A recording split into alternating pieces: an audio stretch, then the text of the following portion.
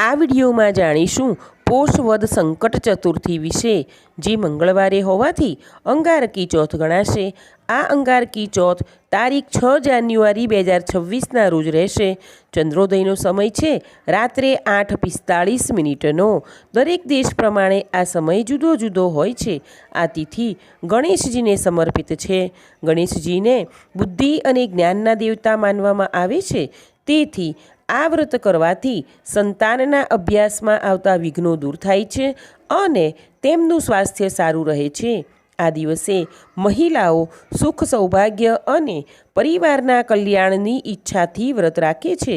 આજે પાણીમાં તલ મિક્સ કરીને સ્નાન કરવું જોઈએ। આ દિવસે ગણપતિને તલના લાડવાનો ભોગ ધરાવવામાં આવે છે, તેથી તેને તિલકુટ ચોથ પણ કહે છે।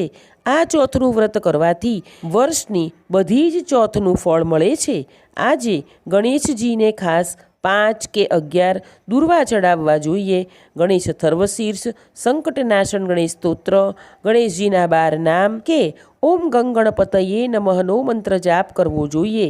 વ્રત કરો કે ન કરો, પરંતુ વ્રત કથા અવશ્ય સાંભળવી જોઈએ।